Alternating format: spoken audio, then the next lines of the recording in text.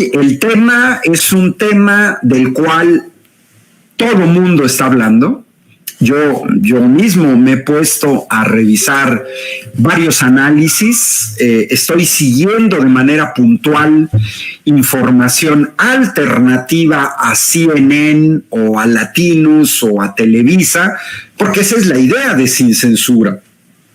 No concretarnos, porque nadie la hace aquí, además de que ya se exhibieron con fake news, no concretarnos a lo que dicen los medios hegemónicos a nivel internacional. Entonces yo quiero dar desde mi perspectiva una serie de informaciones que me parecen relevantes. No soy experto en el Medio Oriente, pero sí conviví durante 10 años con gente del mundo musulmán, conviví con personas, muchas del norte de África, conviví con inmigrantes de Medio Oriente, he convivido con inmigrantes de Irán, por ejemplo, de Siria. En los años en los que viví y trabajé en Italia, llegábamos muchos estudiantes a la Universidad de Padua y desde ahí, bueno, pues tengo contacto, tengo buenos amigos, tanto israelíes como no israelíes, como musulmanes. Y bueno, yo voy a dar una serie de elementos que me parecen relevantes que tenemos que entender. Dos pueblos, dos naciones, dos estados que deberían de convivir de manera pacífica en la misma zona geográfica, Palestina e Israel. Y gracias a Asmi Spinoza, que me llama la atención porque escribió Padova, Italia, pues sí, yo viví en Padova, Italia, estudié en la Università degli Studi di Padova. Entonces, si Asmi Spinoza es italiana, pues le mando un cordialísimo saludo hasta Padova. Y bueno, yo quiero dar algunos elementos puntuales, revisando las redes sociales, lo que se dice por aquí y por allá, buscando información alternativa. Bueno, pues a mí me parece central. He visto análisis, ayer vi uno con Meme Yamel, no recuerdo el nombre, sí recuerdo el apellido, que es Nader, muy interesante, sobre una historia muy antigua, antes de Cristo incluso, de los pueblos que han habitado esta región geográfica. Bueno, sí, efectivamente, me dice Victoria RB que yo pasaría como moro y que si no me confundían. Sí, es curioso, Victoria RB, a mí me tocó viajar por Europa cuando se da el 11 de septiembre, recordarán, le tiran las Torres Gemelas a los norteamericanos, y pues sí, de repente gente ignorante que ve piel oscura, piel oscura, y de repente sí lo marcan, ¿no? Bueno, gracias por la respuesta a Ami Spinoza. Ella está en Mantova. Yo tuve una muy buena amiga, la señora Adriana Marchi, que fue casi mi mamá adoptiva, de Mantova, aunque ella vivía en Verona. Y Asmi Spinoza es profesora en la Universidad de Siena, magnífica ciudad, Siena, por ahí la patria de Yana Nannini y unas muy buenas galletas por ahí, ¿no? Profesora de italiano, Asmi Spinoza. Bueno, miren, el mapa que les comparto, la parte reciente, lo último, que estamos hablando ya de 70 años, ¿no? Y que nos permite entender lo que pasó el 7 de octubre. Por un lado tenemos la Palestina antes de 1946, como pueden observar, pues es toda esa mancha verde de lo que era Palestina, con unas manchitas bajo control israelí. 1947, el plan de la ONU le otorga gran parte de esa región, casi mitad y mitad, aunque en realidad territorialmente le tocó más a Israel, por ahí del 54%, 54-46, 56-44, más o menos. Sin embargo, en 1967 estalla una guerra, la llamada Guerra de los 6 días, e Israel se apropia de gran parte de lo que correspondía a Palestina.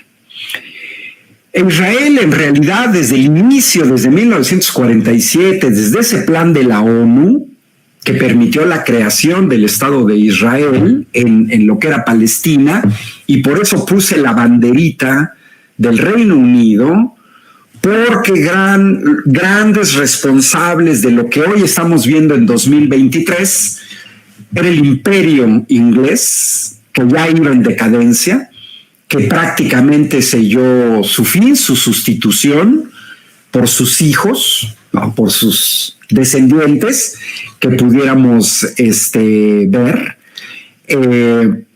Pues es el Reino Unido. El Reino Unido es a quien se le ocurre. Ellos controlaban administrativamente, militarmente Palestina. Recordemos que el Reino Unido llegó a ser el imperio más grande previo a los Estados Unidos.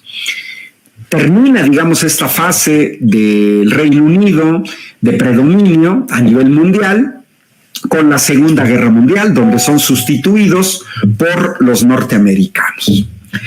Y bueno, ellos son los que se inventan de darle parte de Palestina a Israel, y se genera todo un conflicto que sigue persistiendo. Porque los israelitas, que no hay que confundir, miren, hay que tener claro, no hay que meter en el mismo saco a los israelitas, a los hebreos, a los judíos, a los sionistas. Son cosas distintas. Yo me estoy refiriendo al Estado de Israel, a los gobiernos de Israel que comenzaron a promover el apoderarse de terrenos que le pertenecían a Palestina. O sea, no fue producto de una negociación, no.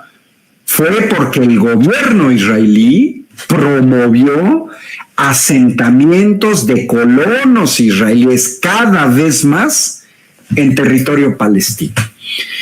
Bueno, la posición de la ONU es que Palestina es un territorio ocupado ilegalmente por el Estado de Israel desde 1967. Ojo, lo dice la ONU. Esa es la posición de la Organización de las Naciones Unidas. Es lo primero que tenemos que entender de lo que pasó el 7 de octubre, sobre todo gente muy joven. Estamos hablando de un territorio ocupado. Y me dice el Gera, y si es correcto, sí lo vi, cómo el gobierno panista de Querétaro iluminó el Palacio de Gobierno con los colores de la bandera de Israel. Efectivamente, el Gera, yo lo vi. A mí me parece ridículo porque pues, los panistas pareciera ser que desconocen lo que dice la ONU. Hay decenas, ojo, no hay dos resoluciones, una resolución, no. Decenas de resoluciones de la ONU que consideran a Israel como una potencia ocupante del territorio de Palestina. Y miren, regreso al mapa, porque en 1947 el Estado de Israel le hace caso a la ONU. Se obliga a Palestina a hacerle caso a la ONU para crear el Estado de Israel. Pero cuando Israel comienza a apoderarse cada vez más de territorios de Palestina, entonces Israel ya no le hace caso a la ONU. Miren, aquí hay un ejemplo de 4 resoluciones. ¿Qué significan esas resoluciones de la ONU? Está la 242 de 1967, en donde se exige la retirada de las Fuerzas Armadas israelíes de los territorios que ocuparon en la guerra del 67, a fin de todas las situaciones de beligerancia, respeto, reconocimiento, la soberanía, etcétera. Pues se la pasaron por el arco del triunfo. Relación 252 de un año después. Consideran nulas todas las medidas de carácter legislativo y administrativo tomadas por Israel en Jerusalén. Y vean lo que dice la ONU: actos de expropiación de tierras y de bienes. Expropiación de tierras y de bienes a palestinos. Resolución 267, 2 años después, deplora que Israel no haya tomado las consideraciones de las resoluciones previas. Ya la 465 en el 80, 13 años después, deplora profundamente los asentamientos israelíes en los territorios árabes y solicita a los Estados miembros que no proporcionen a Israel ninguna ayuda que pueda utilizarse en relación con estos asentamientos. Y ahí hay un segundo país que interviene, porque es los Estados Unidos. Y miren, sigo con la ONU. Toda una serie de resoluciones de la ONU. Aquí hay 7. En 67, 73, 2002, 2003, 2008, 2009, 2016. En toda esta serie de resoluciones se le pide a Israel alto al fuego, aplicar la resolución 242, la primera, apoyar las negociaciones de paz entre ambos estados, defender a la Franja de Gaza como parte del Estado palestino, que la retirada total de las fuerzas israelíes de Gaza, y además le recuerdan a Israel que como potencia ocupante debe de cumplir la Cuarta Convención de Ginebra en los territorios ocupados, específicamente el artículo 27, por el que se debe de garantizar la protección de los civiles. Estos son los antecedentes. La ONU condenaba las medidas que alteran la composición demográfica del territorio palestino. El gobierno israelí ha promovido que colonos israelíes se metan a los territorios palestinos para cambiar la composición demográfica. Es algo que mexicanas y mexicanos, me dice Daniel Sánchez, no es expropiación, es robo de tierra a los palestinos. No, Daniel, yo estoy leyendo lo que dice la ONU. Es la ONU la que habla de expropiación, pero coincido contigo. Es robo. La expropiación de tierras de palestinas es robo. Pero miren, aquí los que estamos en México, estamos muy lejos de Medio Oriente. Sin embargo, ¿cómo fue que nos quitaron Texas los norteamericanos? Empezaron a meter colonos anglosajones en Texas, cada vez más, para lo que ha hecho Israel: alterar la composición demográfica a grado tal que después nos damos cuenta que la mayoría de la población en Texas o en grandes regiones de Texas eran de origen anglosajón, y luego nos salen con que ya es la mayoría y pidieron la independencia de Texas, promovida por los Estados Unidos, y luego ya piden ser un estado más de la Unión Americana. Coincido con todos los que están viendo que la ONU está como la Suprema Corte, que es un organismo monigote, pero aún así